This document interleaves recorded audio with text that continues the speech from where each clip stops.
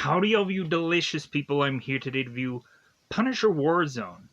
So, this was at a point with Marvel where they decided to slap words like Marvel Knights on certain movies to try and sell them in a different way. Because we would, of course, have Punisher Warzone, and we would have Ghost Rider Spirit of Vengeance. And so, we would even had supposedly have Thomas Jane, who was in the original Punisher film, supposedly was going to go on and do this movie, but decided to choose movies like The Mist instead of this one, which I can really understand why. But so, whereas Nicolas Cage returned for the Spirit of Vengeance Ghost Rider sequel, even though we can kind of state that they re-origined the character in both of these films. And so, with that said, we also have the Punisher series that does exist, that was originally on Netflix and is now on Disney Plus. Wherever that goes is wherever that goes.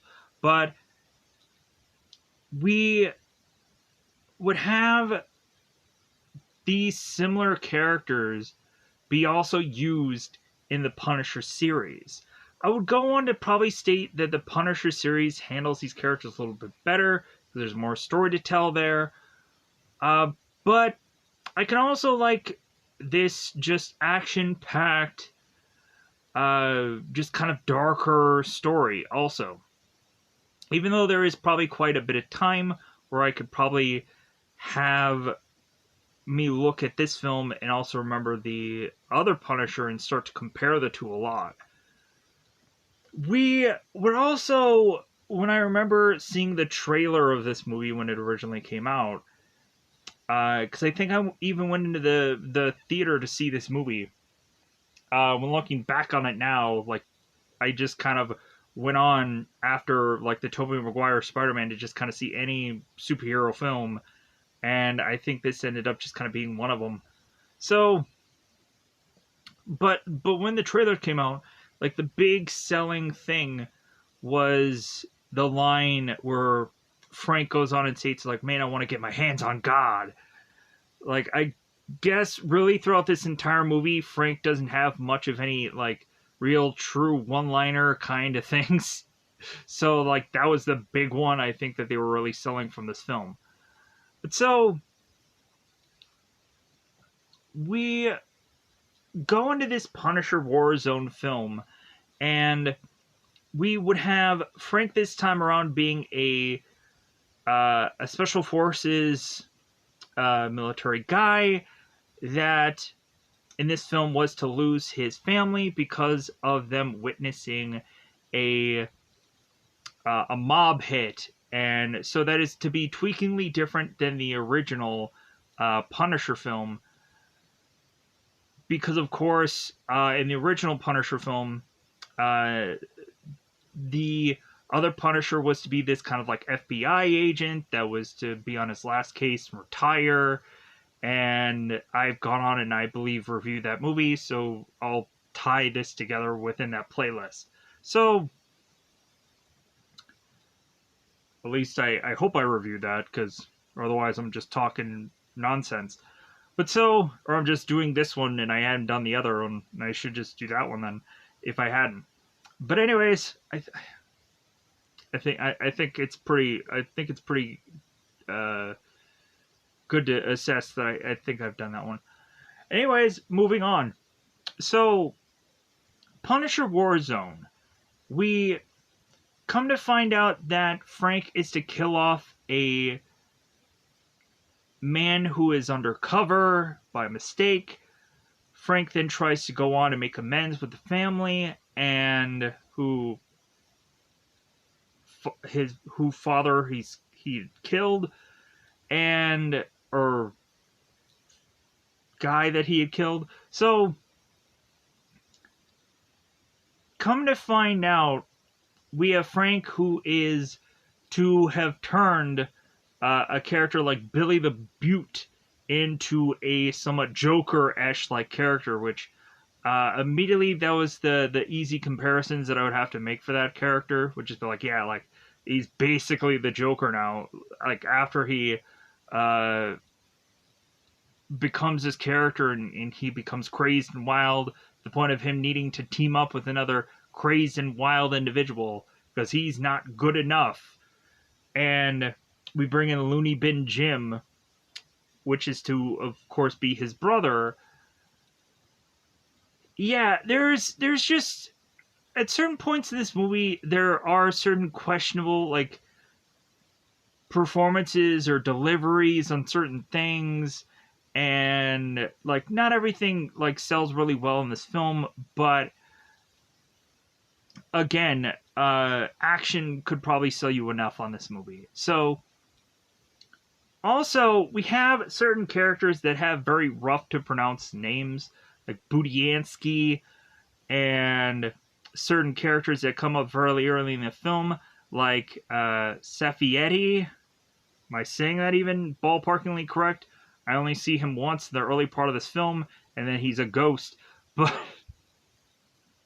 hopefully, I'm going to go on and be able to remember quite a bit of these characters' names and be able to state them for you, because at certain points we have to have difficult names to pronounce. So, with that said, I think it's about that time to just double five this bad boy up, because it's about that time yet again to, of course, go into spoiler time. Spoiler time, it's about that time to spoil this movie. The grading of this film, it's okay. I know what I was getting myself into, so that's kind of me being easily won over by this film. I probably would not go on and see it again anytime soon. More than likely, I would probably just come back to this every once in a while as a kind of reflective thing, like, oh yeah, like this is the way that this movie went, and maybe eventually I should watch the Punisher thing, the Punisher series all over again. But anyways, that would take up a lot of time. But where can you go on and see this movie, especially if I don't know how convenient it really is to see this film? So there is an app called Zelifonic, Zelivonic. So check it out there, Zelifonic. So let's get into spoilers. Let's go into the beginning of this movie. So what's kind of set up as this kind of like intro thing is we have Frank who's watching this TV, and we come to find out there is a man named Get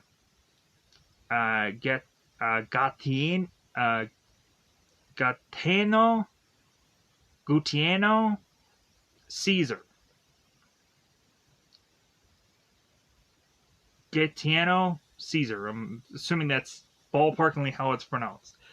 He is to be connected with a racketeering thing of 200 deaths, and we'd also come to find out that there had been one witness called Mr.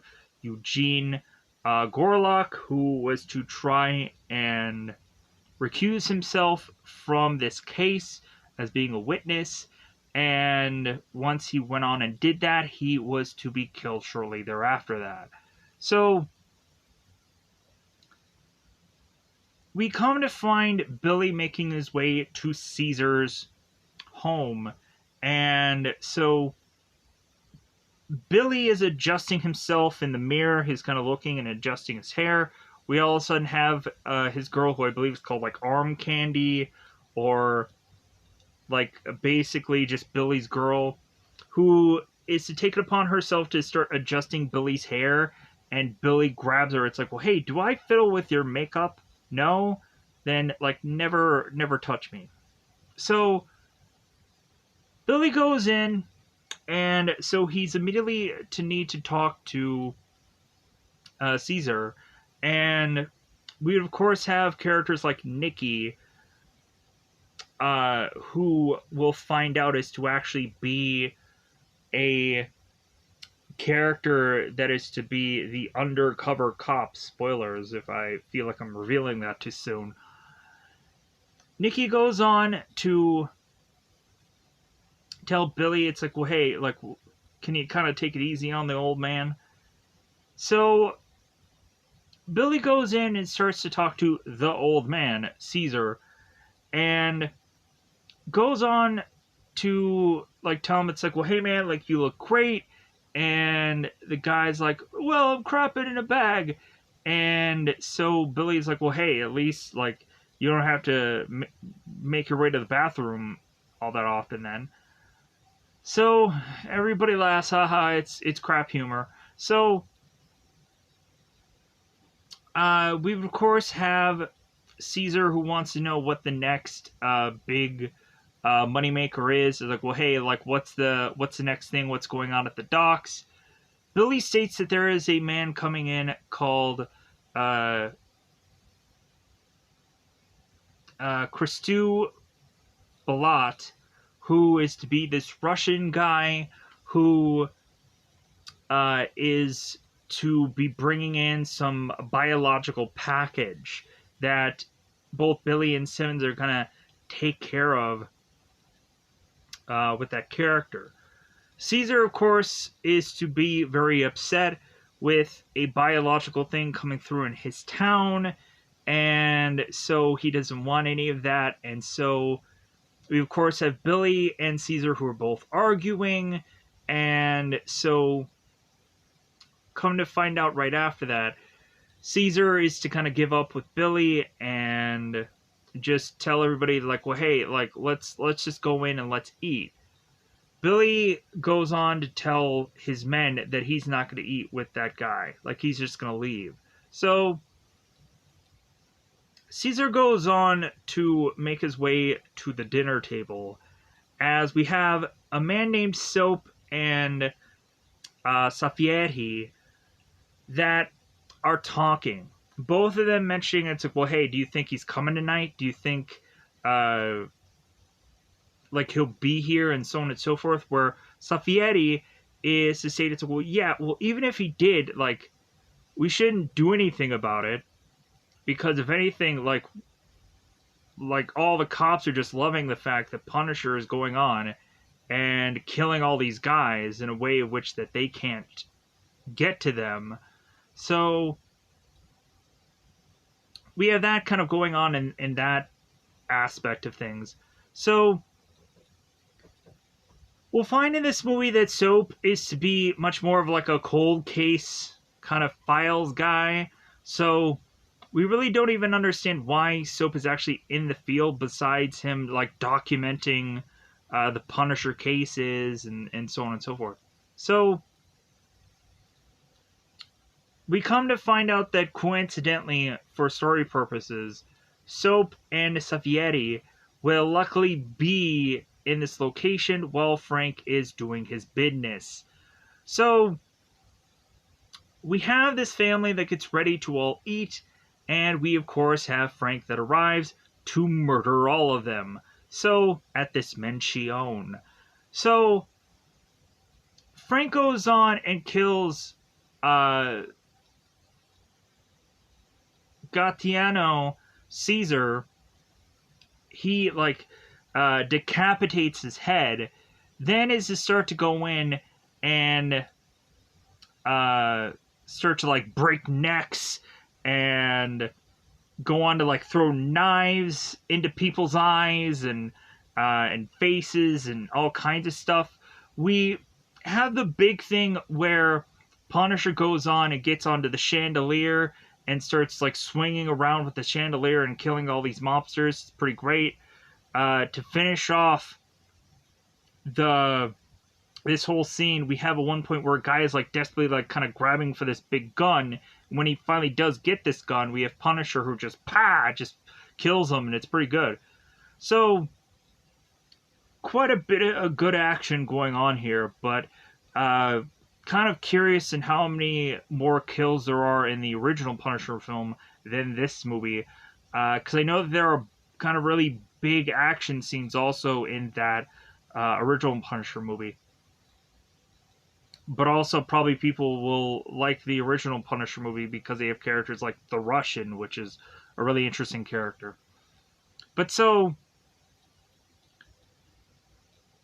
after Frank goes on and is to kill all these people, he then bumps into the police officer who is Saffieri,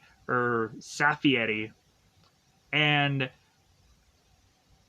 at first, like, oh yeah, I'm gonna put my gun onto this guy. It's like, oh, you're the Punisher, and so we have Saffieri that gives Frank his keys to his car and is to kind of punch himself in the face.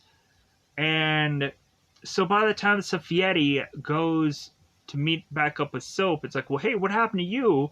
And Saffieri's like, well, yeah, your Punisher took my car. And so, because he gave it to him. So, come to find out, we had Punisher who was to have a broken nose in the early parts of this movie. Also, this movie goes on and reminds me a lot of like Shoot 'em Up, but I think Shoot 'em Up is much more of a comedy action film, but it is fairly similar. But like Shoot 'em Up goes into a much more like rated R direction where you can even see like some skin and stuff like that in the film. But anyways, let's move on here. So Frank goes on to make his way to this recycling plant where we would of course find Billy and all of his men. And so we have Frank that starts to go on into this recycling plant, and one of the people that he ends up accidentally killing is Nikki's character, who is to be Donatelli. And we come to find out from Frank, like looking at Donatelli's chest, he realizes, oh, like this guy is to have a wire. That means he's an FBI agent. So,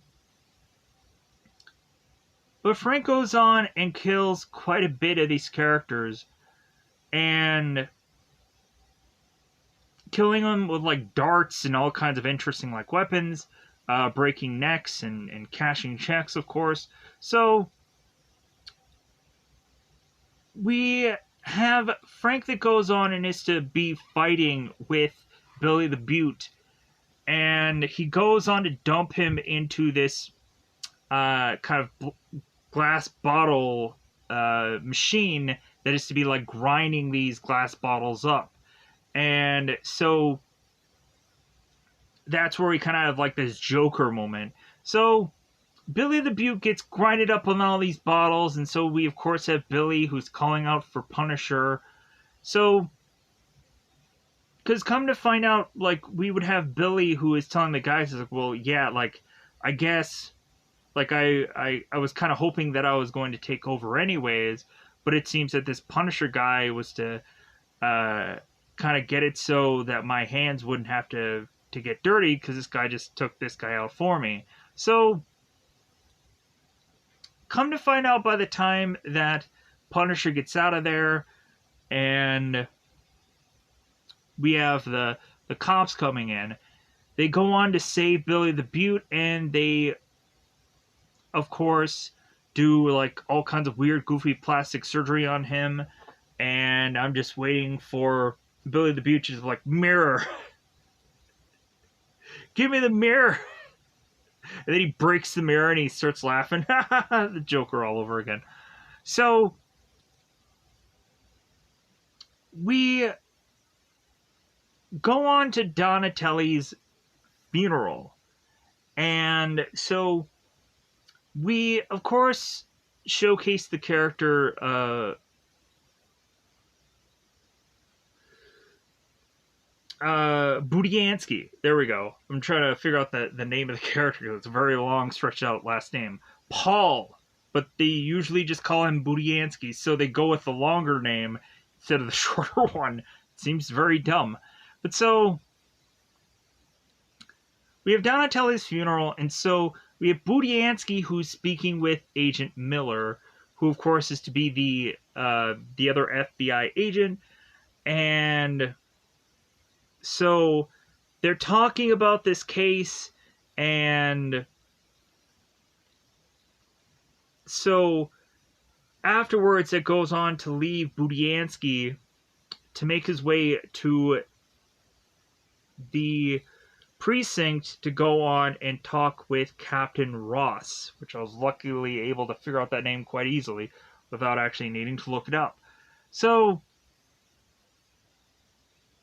we have Budiansky speaking to Captain Ross, and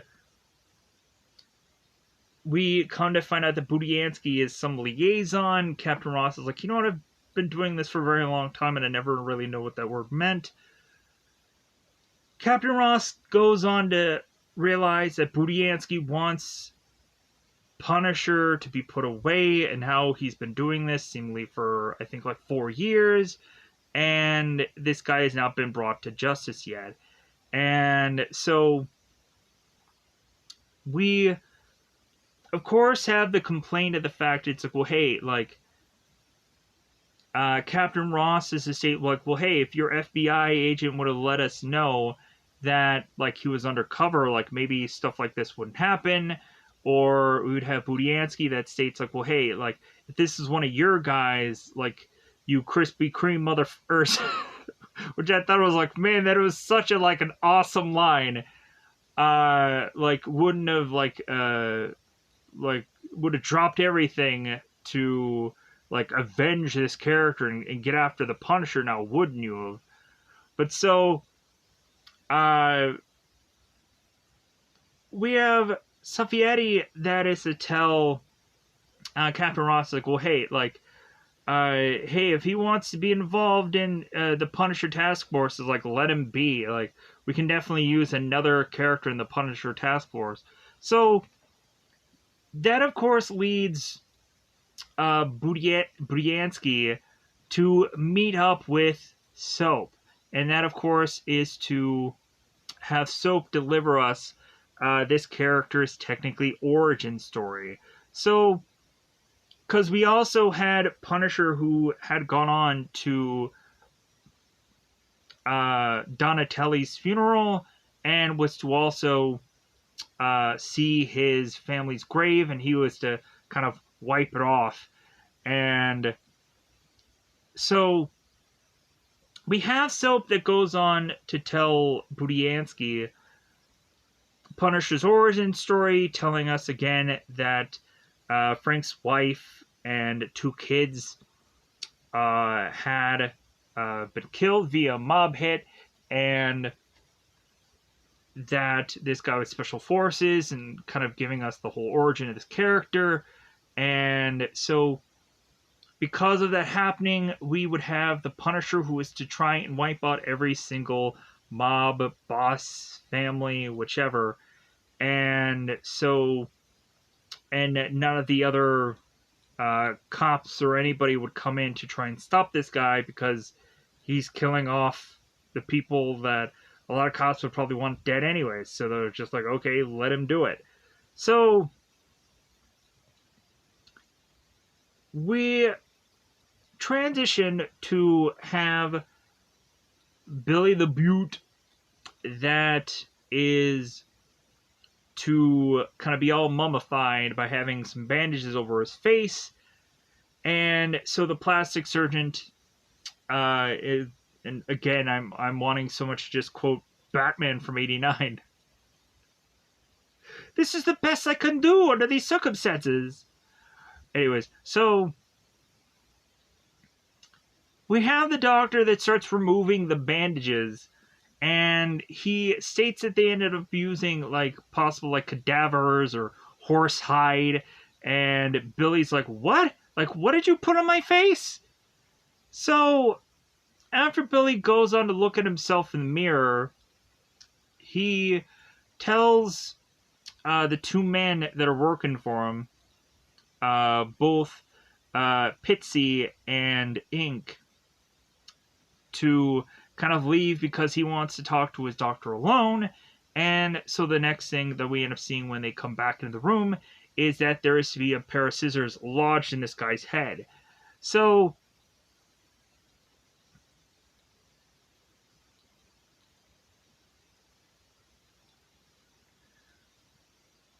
after that, we of course have Billy with the plan that he wants to go on and get to his brother and release his brother. And so we of course have like both Ink and both Pitsy that are to say, it's like, oh my god, like, you mean Looney Bin Jim? And Billy's like, you better not call him Looney Bin Jim. Not even LBJ. None of that crap. You call him James. So they make their way to this asylum, which of course is to be called the Kentworth, or the Kentworth Asylum. So they go on to have this orderly that is bringing in this applesauce, and so he brings it to James, Looney Bin Jim, and he first gives him this medication, and he gives him nothing to like down this. He doesn't give him like a thing of water or anything to just drink from this. It's like, no, just shove it in his mouth and I think he'll be good. So we have this orderly that goes on and is to almost put this applesauce into this guy's mouth, but instead it consumes it himself. So all of a sudden there is a knock on this door from Dr. Bassner, and as soon as this orderly opens this door, we then all of a sudden have Dr. Bassner that gets his neck snapped by Jigsaw. And so now Jigsaw, because he tells both Pitsy and he tells both Ink, it's like, well, hey, like, call me Jigsaw. Because bizarrely, when he was looking out at the window, he saw this like jigsaw puzzle, and that's what had him come up with the name Jigsaw. Very odd like manner to get the name, but he got it anyways. So we have Jigsaw that comes in, and we of course have Looney Bin Jim that is looking at Jigsaw, and he's like, oh my god, like, you look beautiful, brother, and this and that. And so we have Jigsaw, who of course is telling telling his guys, like, well, hey, like, free like Looney Bin Jim from all of these ties. And so we have the guys that are tempted to, like, okay, like, kill the orderly, and Looney Bin Jim's like, no, like, leave him to me. So we have Looney Bin Jim that tells this orderly, it's like, well, hey, I'm going to get my applesauce back. And so we have Looney Bin Jim talk about, I think, like, the kidney, and that he's probably going to have it with some fava beans and ice candy or whatever, because he's going to eat this guy. So we have Pitsy that is looking at, like, Looney Bin Jim just going wild. Pitsy's like, well, hey, do you think we're going to need some of this, like, medication on hand? And Jigsaw's like, for what? And Pitsy's like, well, just in case he's not feeling too good. And Jigsaw's like, well, I think he's doing really well. So Pitsy's like, well, I'm still going to pocket this drug anyway. Anyways. So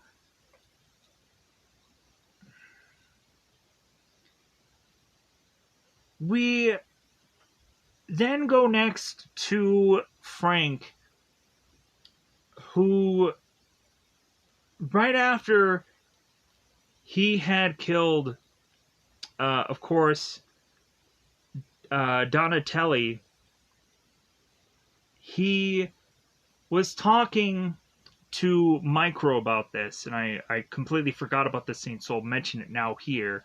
So while Micro was wanting to tell Frank about all these deals that he made for all these guns, and so Frank is to talk about how he killed this agent and how he felt really bad about it, like so much so that he was to kind of get this water into a cup and then he flings it. But so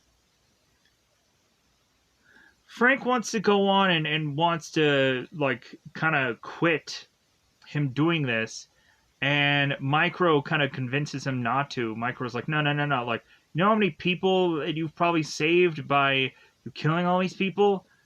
And, like, but Frank, all he remembers is the one agent he killed.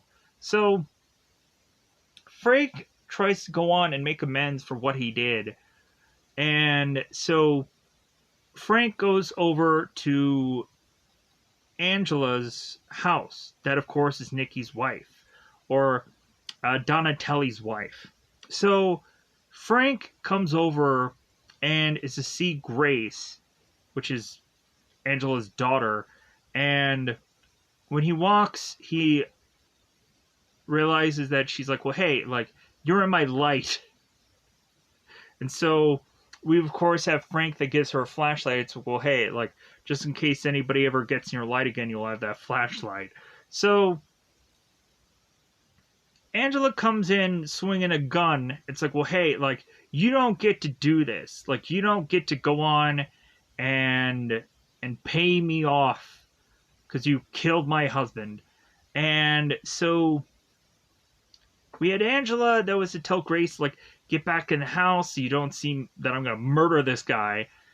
And so Frank goes on and he doesn't figure out a way to, like, disarm her or whatever. He's just like, your wife, or your wife, your husband took you to the gun range, told you how to shoot, and so, like, don't pull, just squeeze. And Frank, like, lines the gun up, and Angela can't do it. So it's like, okay, all right, like, the Punisher movie will live on. So we then go into having both Looney Bin Jim and both Jigsaw, who are to make their way into speaking with Balut, the guy that was to be dealing with the biological package from the thing that I was stating earlier. So we would all of a sudden have Jigsaw, who would look into his reflection and then realize that, like, he's to be horrified by it. And state, it's like, well, yeah, like, I thought, all right, I think that everything's okay again, and then I look at my face. So we, of course, have Looney Bin Jim, who's like, well, hey, like, here's the thing, like, you're never going to need to look at your reflection ever again. And so Looney Bin Jim just takes every single one of these mirrors that he sees, or every single reflective surface, and he just breaks all of them. And Jigsaw is just having a kick out of it because Looney Bin Jim is just really cutting up his face while smashing all of these mirrors and whatever. So we then go on to have both Jigsaw and both Looney Bin Jim and the two goons with him go on to speak with Christou Balut. So at first they're going on and speaking in Russian, and we, of course, have Jigsaw. It's like, well, hey, like, we don't speak vampire here. So they have to go on and correct him and say, like, well, hey, we're speaking Russian. So we come to find out that we have Jigsaw that states, like, well, hey, like, I want 12 million from this deal, and Balut is like, well, why am I going to go on and give you, like, 12? The original thing was 10. And we have Jigsaw that goes on to say, it's like, well, like, we know that you're going to keep this biological stuff. We know you're going to keep it in town. That we're realizing you're going to try and sell that off. And so we're going to need quite a bit of scratch to kind of keep that quiet. So they agree, even when one of the Russian men are to be killed by having a champagne glass being jabbed through their neck. So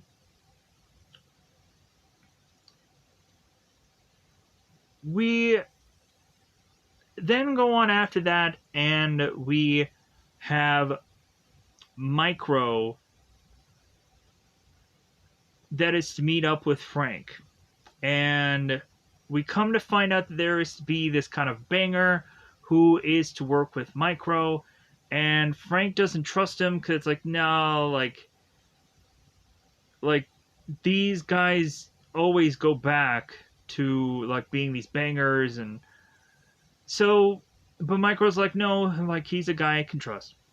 So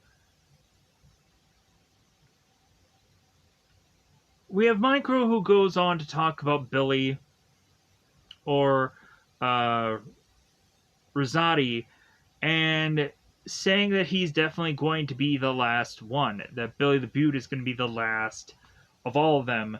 And so Frank goes on and walks off, but then he comes back to get more guns. And so we then go on to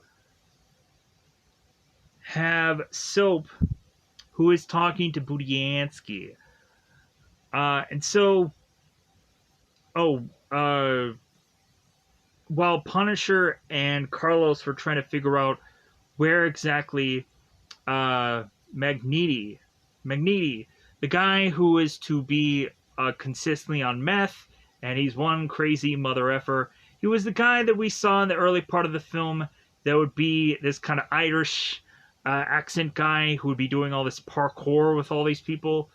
That guy, the thing that I kind of quickly forgot about because, of course, we just have the scene where Magneti is kind of quickly taking this money from Billy, and it comes to find out they were like kind of running a little bit short because of Nikki, who was supposed to have this money, and supposedly it was gone. So, anyways, back with Soap and Budiansky.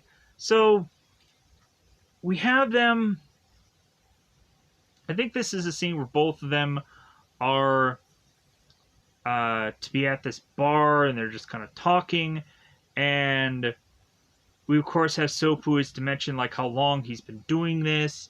And I don't know what the actual whole scene of this is all about, but I think it has something to do with the both of them being in a bar. And so moving on. We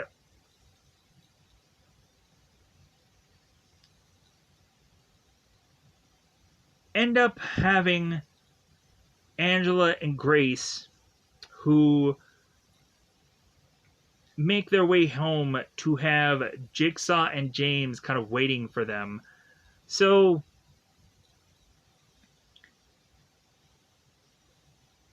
the next thing that we have is Carlos, who is to be tossing around a bunch of guys, finding out that Magneti is to make his way to this convenience store.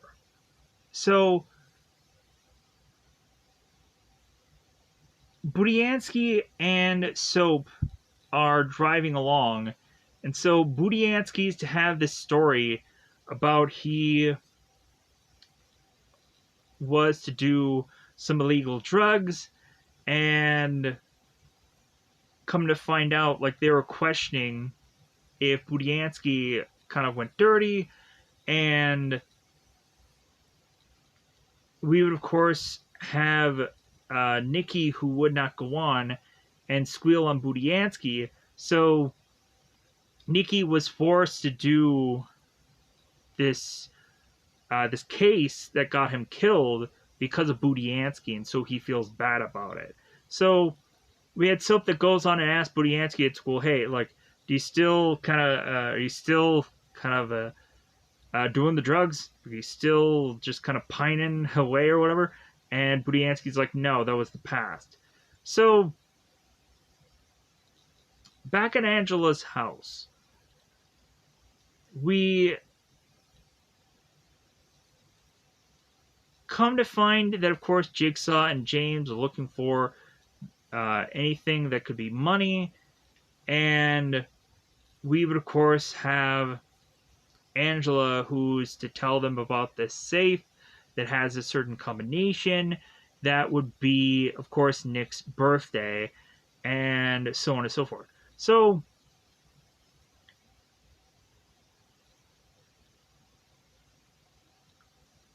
we come to find that Frank is to realize that from talking to Micro that Jigsaw and James are coming for Angela and Grace. Like, it's only a matter of time. So when Frank is to make his way to try and intercept Jigsaw and James, instead he goes on to meet Budiansky.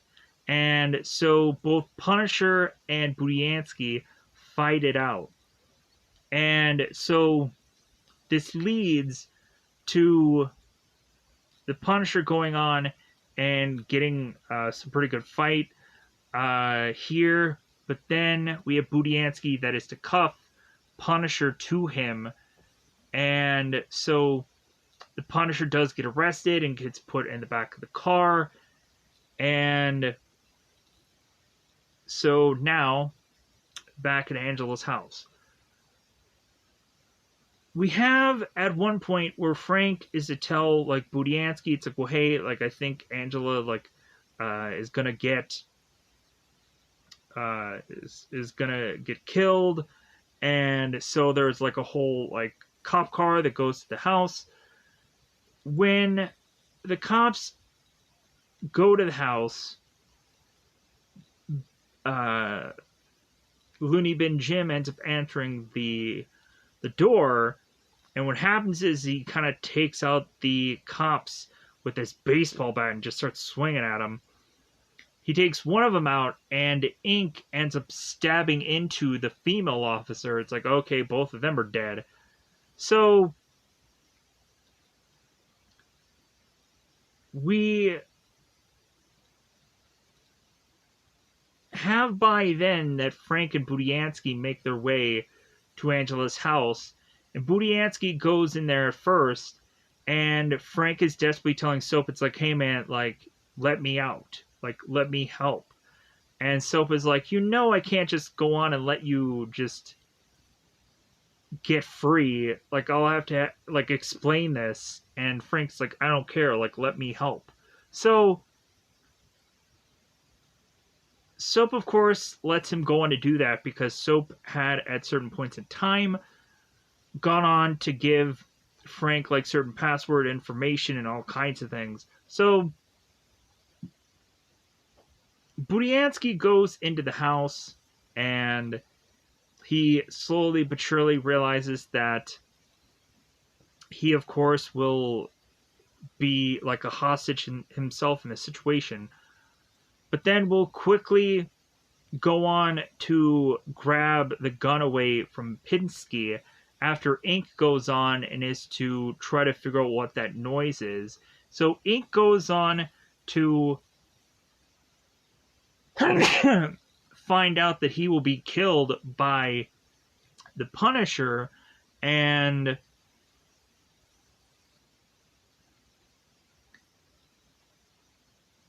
like, he will just smash his face in. We have, while Pinsky is to be distracted, we have Budiansky that steals Pinsky's gun, and when Punisher comes in, we have Punisher that just blows Pinsky's face off. When Jigsaw and, of course, James kind of make their way down the stairs, they're kind of met by all these cops, and so they, of course, get arrested. We have Punisher, who goes on to take both Angela and both Grace and brings him to his hideout to try to protect him, realizing that the only place that is probably to be safe is to be his. So we have Punisher that is to go on and give both Angela and Grace these MREs. Uh, uh, these meals ready to eat. As of course, if you're not a very good cook, at least there's just these for you to go on and eat, because they couldn't have just gone on and grabbed a cheeseburger. So we come to find that Carlos is going to look after both Angela and Grace, as we come to find that Micro can't come because his mother is sick. So Frank finds that unusual, so he makes his way to Micro's place to come to find out that Micro's mother is actually dead, and that both Jigsaw and both James were to have captured Micro after they go on and they make a deal with Agent Miller because they know about the biological package. And so when they go on to perform this deal with Christou Balut, he ends up getting arrested, and so both Looney Bin Jim and Jigsaw end up getting free out of this deal, because it's like, well, hey, like, I'm going to tell you about this thing, and you're going to give us immunity, and Agent Miller agrees to that. So Jigsaw and James capture Micro, and so they can figure out exactly where,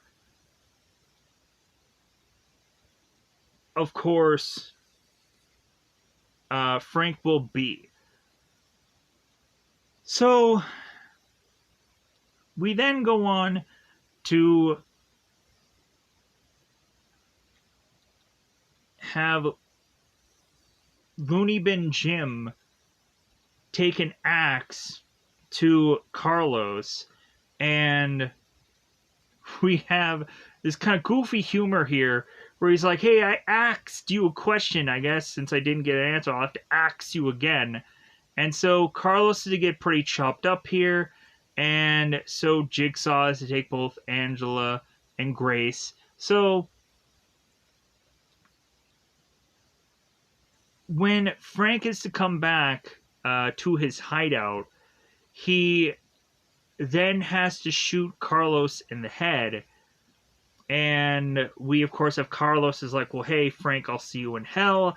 And Frank is to go on and say, it's like, well, hey, if I see you anywhere near that, like, I'm going to kick your butt out of it. And he shoots him.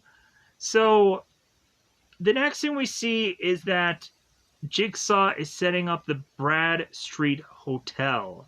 So this is going to be the big action sequence, if we haven't already had a big action sequence in this film. So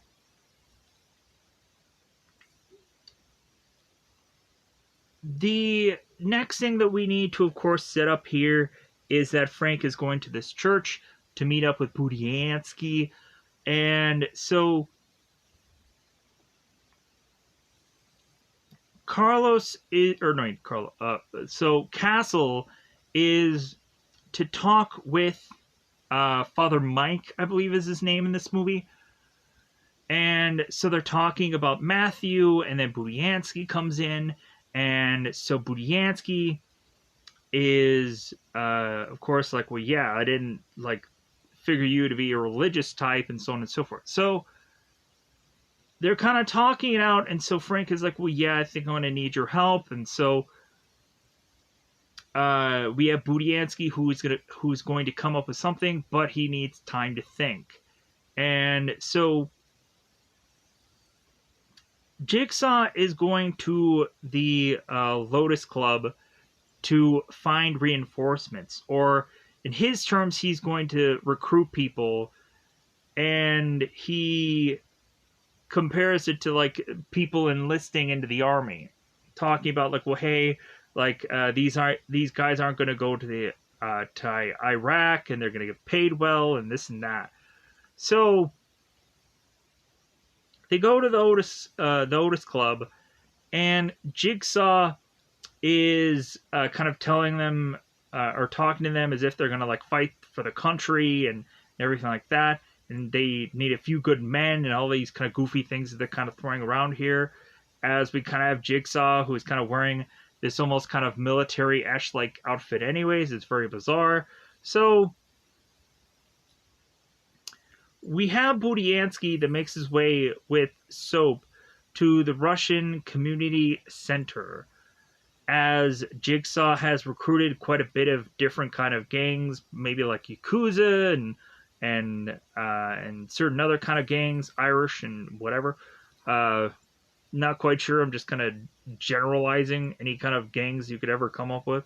So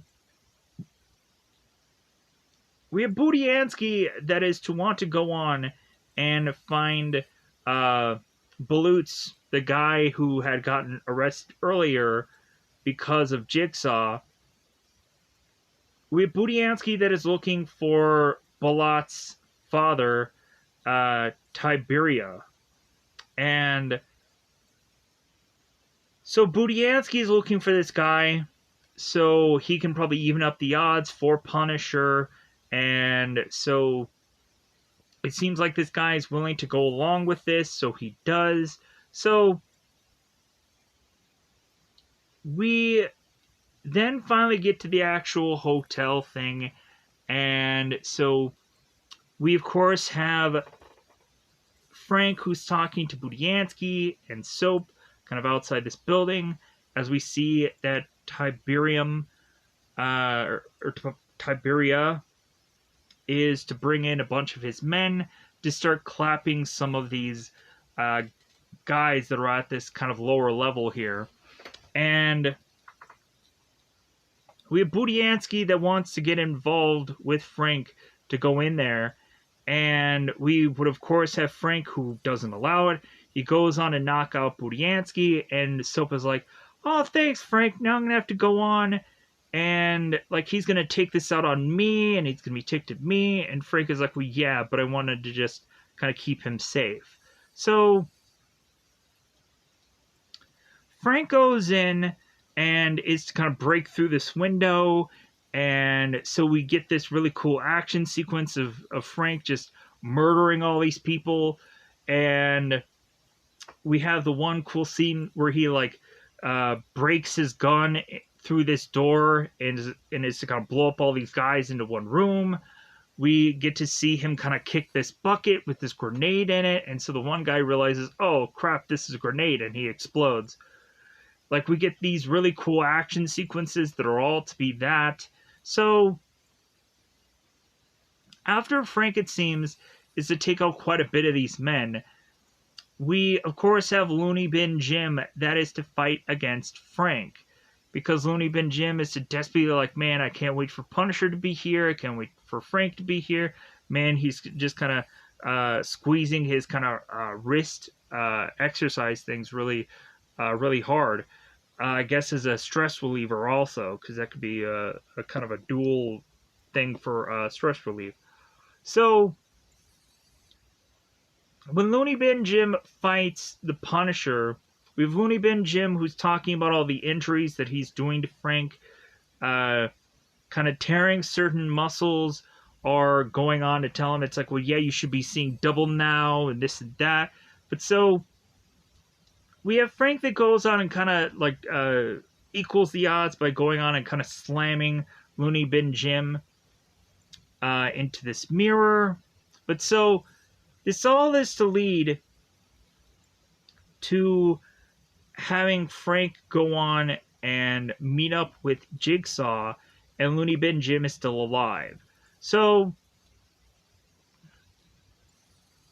we of course have James that is to hold a gun onto Angela and Grace, and we would of course have Jigsaw who is holding a gun on Micro. So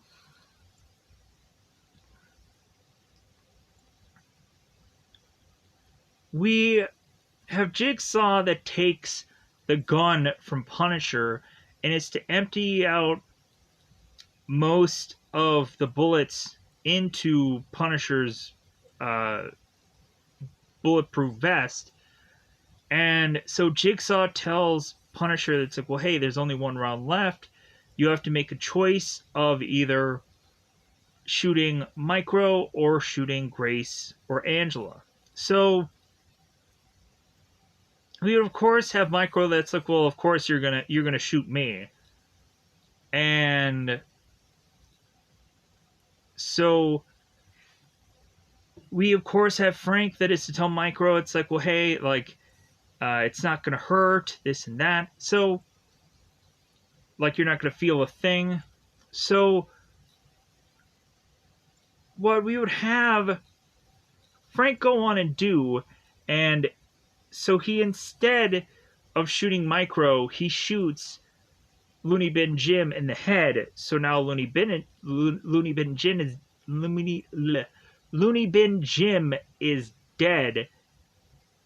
And so Jigsaw goes on and shoots Micro in the head.